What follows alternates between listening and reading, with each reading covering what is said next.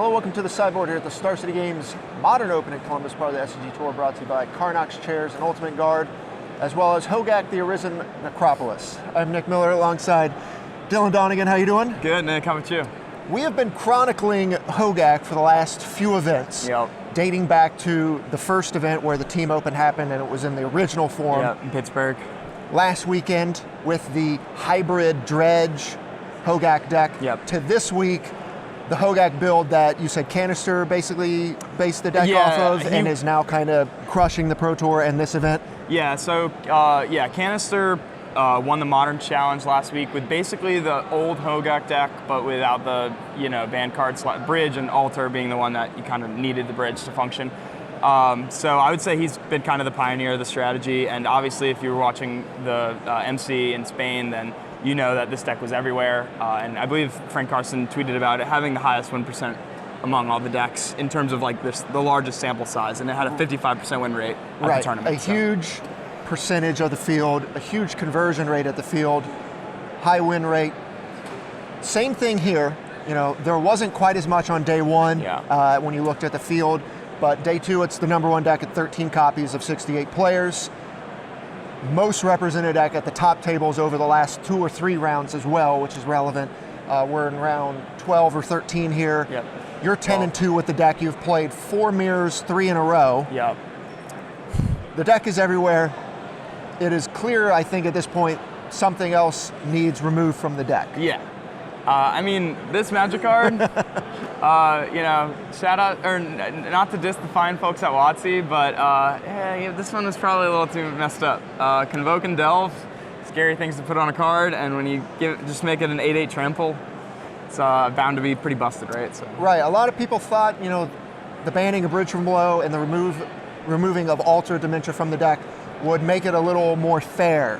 Because you're attacking now. Right. If you have walked around or watched any of the matches this weekend, I think it's anything but that. We've seen people put 4 Vengevines in play on the third turn. We've seen 10 to 12 power on turn 2 regularly, and I see people just picking up their cards across the table as early as turn 2 and 3. Yeah, I mean, playing the deck in this tournament, and I really didn't prepare that much with this deck. I was trying Oliver Tomajko's kind of dredge Gak hybrid for a portion of the week, and then Jund as well, which is a deck I kind of naturally flock to, but this was definitely just like the most busted in the end, and it just very regularly puts in 12 to 15 power on turn 2, and I mean, I've been doing that all weekend, and I mean, it's not fair. Right. I mean, any other normal modern strategy basically can never keep up with that.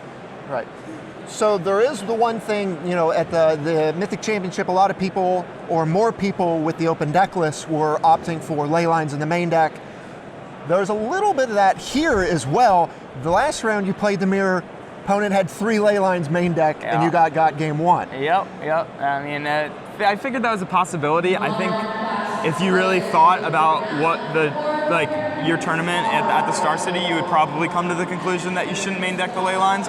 But that being said, there is a high payoff for it in day 2 of the tournament. And I definitely don't fault anyone for just copy pasting a Pro Tour deck list they saw, and that including a couple ley lines in the main. So I knew that was a possibility. I chose to forgo the ley lines in the main this weekend, but I couldn't even, you'd think, I had the brief thought when I got ley line game 1, maybe I should call Judge. It's nah, this guy's got it. This guy's got it.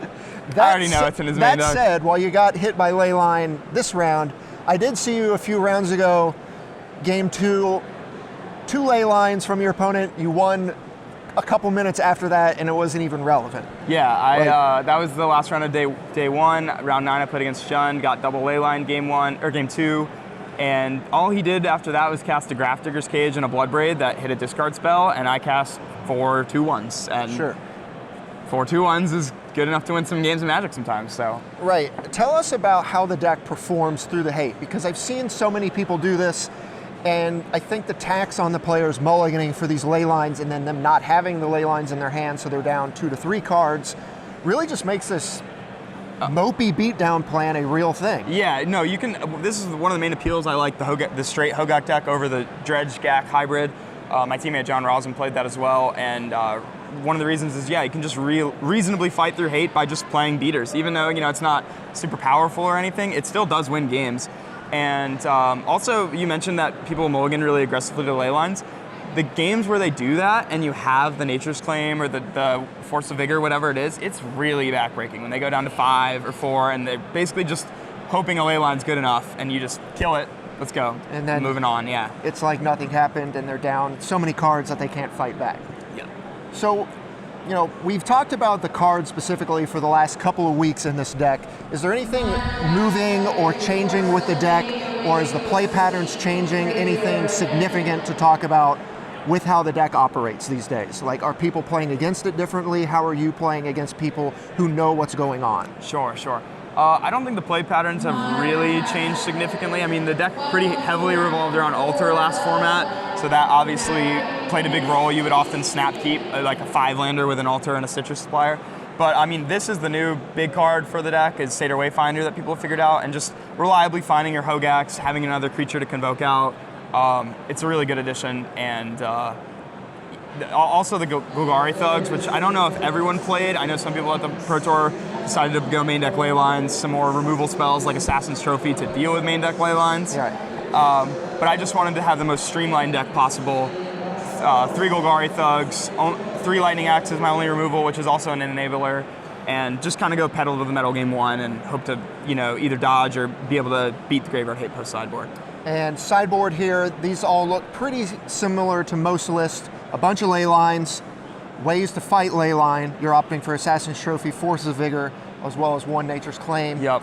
Then you have your Thoughtseize, but I want to talk about Rotting Regisaur. This is a card that I'm seeing in a bunch of lists, and I just laugh at it each time I see it.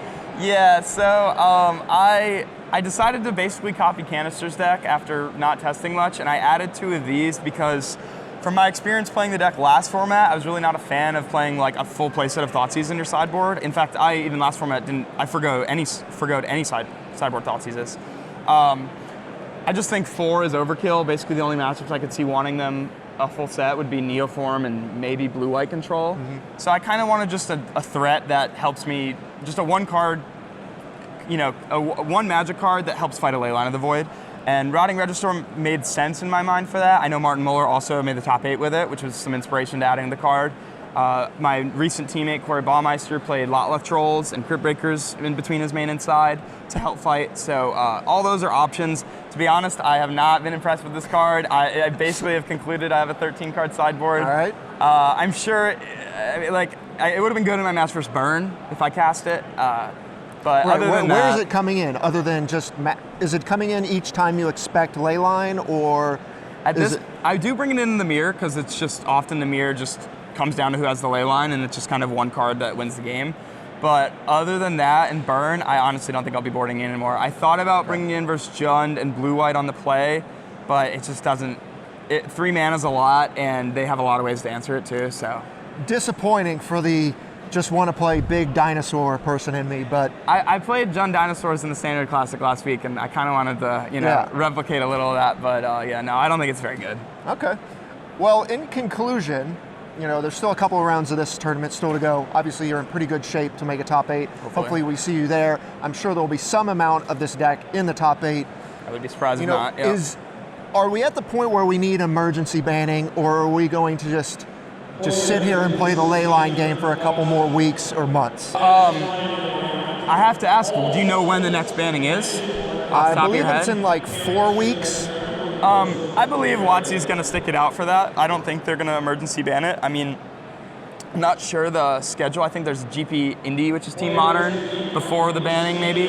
But other than that, there's not a whole lot of Modern events, so I would be surprised if they emergency banned it. But that being said, in the month or whenever the next restricted list is, I wouldn't expect Hogaak to be on the list. All right. Well, 10-2 or 10-2 with the deck. Everyone's playing it. We've seen it a bunch on camera. We'll see how long we have to deal with the menace of the Arisen Necropolis. Dylan, thanks as always. Thanks, Nick. Stay tuned to Star City Games all weekend long for the action here in Columbus.